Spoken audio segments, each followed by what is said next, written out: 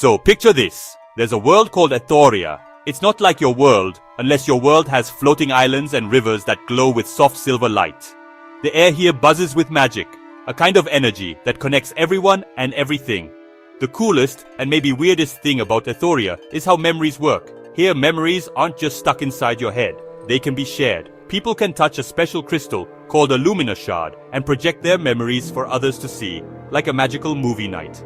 It's how history is taught, how stories are told, and how you prove you didn't eat the last slice of skyberry pie. It's a world built on shared experiences, a giant interconnected library of moments. This memory sharing thing sounds pretty neat, right? For the most part, it is. It creates a society where secrets are hard to keep and empathy is as common as breathing. You can literally feel someone else's joy or understand their sadness by experiencing their memories firsthand. But like with any powerful magic, there's a catch. What happens if someone can do more than just share memories? What if they could reach in and change them? This power, the ability to rewrite the past in someone's mind, is a huge deal in Aethoria. It's a power that could make you a king or get you tossed into the deepest, darkest chasm. And that's where our story and our hero gets interesting. Meet Kaito. He's a teenager who probably wishes his biggest problem was a pop quiz on ancient runes. But no, Kaito has a much bigger, much more complicated secret. He was born with a rare and dangerous gift. He doesn't need a Lumina shard to see memories. He can absorb them with a single touch. And here's the kicker. He can also change them. He can pluck a bad memory from someone's mind like a weed, or plant a new false one in its place. He spent most of his life trying to hide this, living in the shadows, because a power like that makes people nervous. Very nervous. It's a lonely existence, always wearing gloves, always afraid of accidentally rewriting his best friend's memory of their favorite inside joke. For Kaito, this power is more of a curse. Every time he absorbs a memory, a piece of his own gets fuzzy, like a photograph left out in the sun for too long.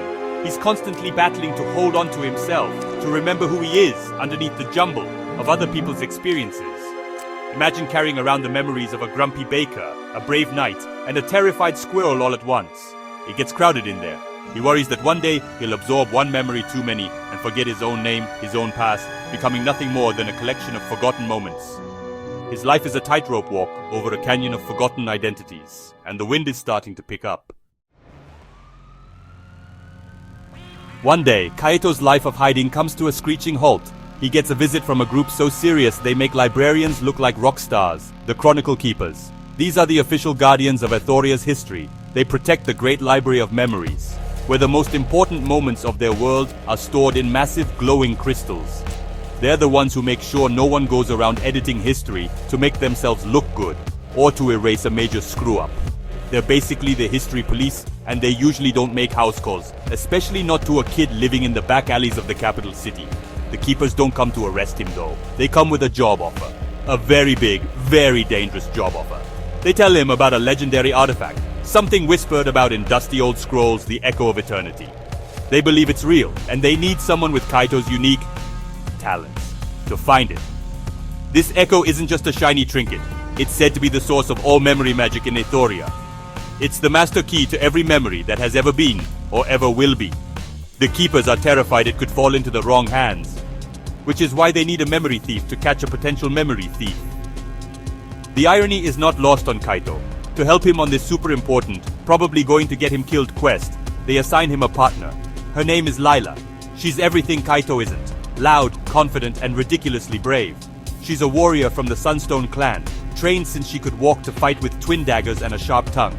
Lila doesn't have any memory magic, but she trusts her instincts and her steel more than any hocus pocus. She's suspicious of Kaito from the get-go. She sees his power not as a gift or a curse, but as a weapon that could be turned on anyone, including her. Her job is to protect him, but she makes it clear she's also there to watch him.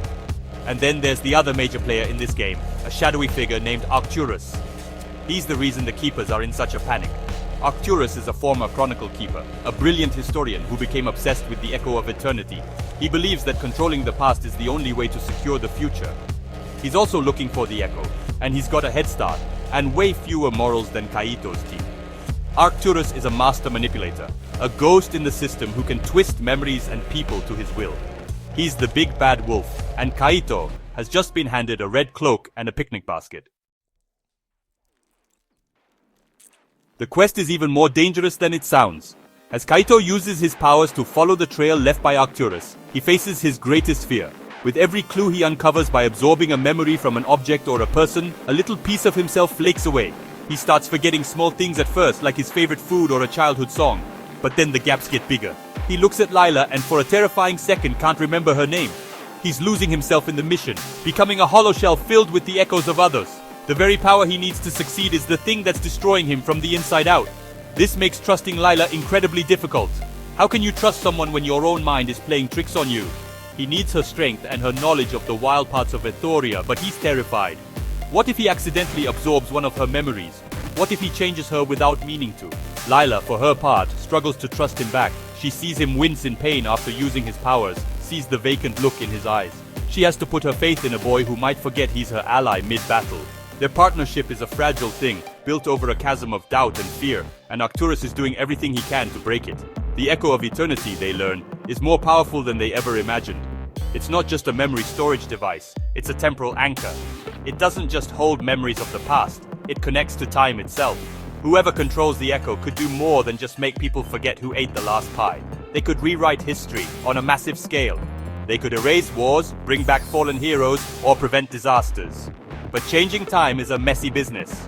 You might save a village from a dragon, but accidentally cause an entire floating island to crash into the sea. The risks are astronomical. The Echo holds the power to fix Aethoria's every mistake or shatter its reality completely. This is the central theme of their journey. Kaito's quest forces him to think about what makes him him. Are we just the sum of our memories? If you lose a memory, do you lose a part of your soul? As he sifts through the memories of others, he sees how experiences, good and bad, shape people. He realizes that erasing the painful moments also means erasing the lessons they teach. The power to change the past is a temptation of cosmic proportions, and Kaito, the boy who is losing his own past, is the one who has to decide if anyone should ever wield it. It's a heavy burden for a kid who just wanted to be left alone. As they get closer to the Echo, Kaito starts to change. He's not just losing memories, he's gaining perspective. By stepping into the lives of so many others, he begins to see the world through more than just his own eyes. He feels the courage of a soldier defending her home, the love of a father for his child, the despair of a king who made a terrible choice. These absorbed memories, while dangerous, are also teaching him about empathy, sacrifice, and the intricate web of connections that holds Aethoria together. He's discovering that identity isn't just about remembering your own story, but also about understanding the stories of others. The final confrontation with Arcturus isn't just a battle of magic and steel, it's a battle of ideas. Arcturus wants to use the Echo to create a perfect world, a world with no pain, no regret, no mistakes. He offers Kaito a tempting deal, help him, and he can restore Kaito's lost memories. He can make him whole again. For a moment, Kaito hesitates. The offer to get his life back, to remember his own mother's face clearly, is almost too much to resist. It's the ultimate test. The choice between personal salvation and the good of the world. In that critical moment, looking at the swirling energies of the Echo of Eternity, Kaito finally understands.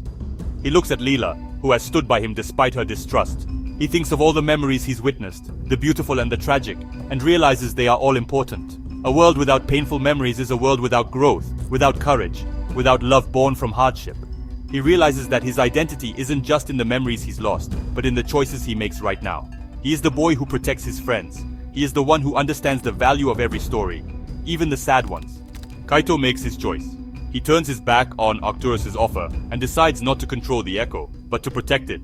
He chooses to embrace the broken, incomplete person he has become, because his journey has taught him something profound about what it means to be alive. His quest for the Echo of Eternity started as a mission to save the world, but it transformed into a journey of self-discovery. He may not have all his memories, but he has found himself. And with his brave friend at his side, he is ready to defend Aethoria, not by changing its past, but by safeguarding its future, one memory at a time.